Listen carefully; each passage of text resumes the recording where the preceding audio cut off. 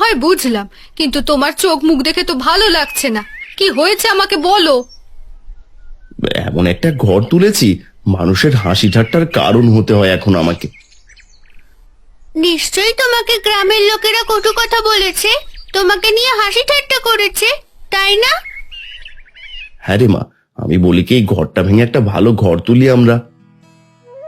চুপ করে তো বাবা, লোকে তো কত কথাই বলবে, সেসব কান নিলে আমাদের উল্টে বিপদে পড়তে হবে। পূজা ঠিক কথাই বলেছে। এখন তো আমরা এই ঘরে থেকে অভ্যস্ত হয়ে যাচ্ছি। ঝড় বন্যা শেষ হলে না হয় ভালো ঘর তুলবো।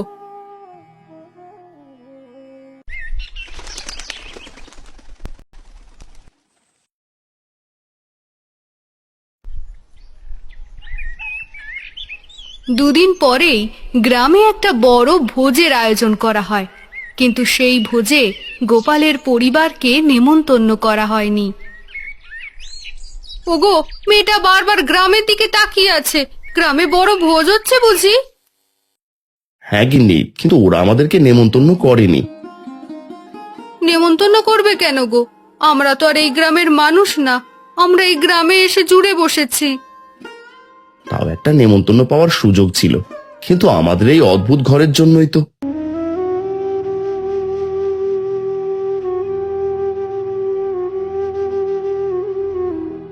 মাঠে আনন্দ ও হরি কাজ করছে। পূজা তাদের কাছে যায়। কি গো মেয়ে, তুমি আবার কে? এখানে কি করছো দুপুরবেলা? আমাকে চিনতে পারলেন না? আমি তো গোপালের মেয়ে। আমরা কদিন আগে এই গ্রামে এসেছি। ও, তাহলে তুমি সেই অদ্ভুত ঘরের মেয়ে, তাই না? ঘর অনেক রকমেরই হতে পারে, তাই বলে আপনারা ঘরকে অদ্ভুত বলবেন? মেয়েটা তো দেখছি চটে গেছে। যাই হোক, এখন বলো তুমি এখানে কেন এসেছো? গ্রামবাসীদের একটা খবর দিয়ে দেবেন, প্রচন্ড ঝড় বৃষ্টি হবে, সবাই যেন সতর্কতা অবলম্বন করে। তুমি কি পাগল হয়ে গেছো? দেখছো না রোদের কত তেজ, রোদের তাপে শরীর পুড়ে যাচ্ছে, আর এই মেয়ে বলে কিনা ঝড় বৃষ্টি হবে। আমার কথা শুনুন আপনারা, শুধু গ্রামবাসীদের এইটুকু বলে দেবেন, না হলে সবাই জলের তলায় চলে যাবে।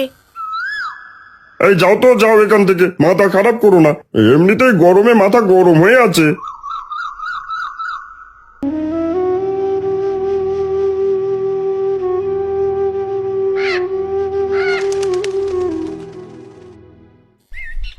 আমি বলি কি বাবা, আগামী কয়েকদিন চলার মতো খাবার দাবার সব ঠিক করে রাখো। কেন রে, আবার কি হয়েছে? কিছু হয়নি, কিন্তু হবে। এবার আগের থেকেও বড় একটা ঝড় বৃষ্টি আসার সম্ভাবনা আছে। এই মেয়েটার মাথা আবার খারাপ হয়ে গেছে।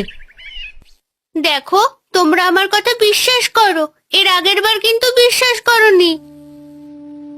মেয়েটা তো তাহলে ঠিক কথাই বলেছে, কিন্তু গ্রামবাসীদের কি হবে তাহলে?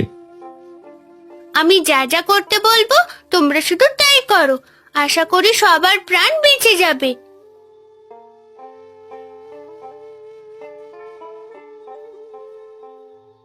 আপনারা সবাই মন দিয়ে শুনুন, আমি আপনাদের সাথে কিছু গুরুত্বপূর্ণ কথা বলতে এসেছি। এই মেয়েটা আবার কি বলবে?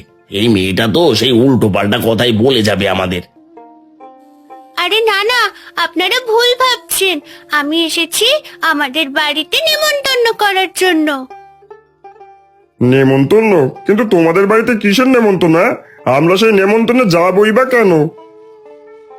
আমরা আপনাদের গ্রামে এসেছি, আপনারা আমাদেরকে আশ্রয় দিয়েছেন, এটা আপনাদের প্রাপ্য। কিন্তু তোমাদের গ্রামের মানুষ হিসাবে মেনে নিই না আমরা। সেই কারণেই তো আপনাদের সাথে ঘনিষ্ঠতা বাড়াতে চাইছি। আপনারা দয়া করে চলে আসবেন। ঠিক আছে, তাহলে আমরা সবাই গেলাম। তোমাদের এই গ্রামের মানুষ হিসেবে মেনে নিতে আমাদেরও আর কোনো সমস্যা নেই।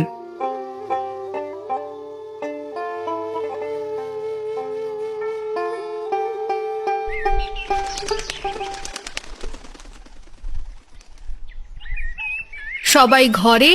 হঠাৎ ঝড় বৃষ্টি শুরু হয়।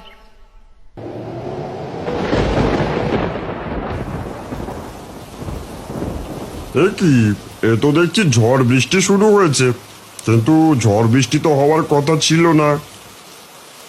ঝড় বৃষ্টি হওয়ার কথা ছিল, কিন্তু আপনারা আমার কথা শোনেননি। তাহলে এখন কি হবে?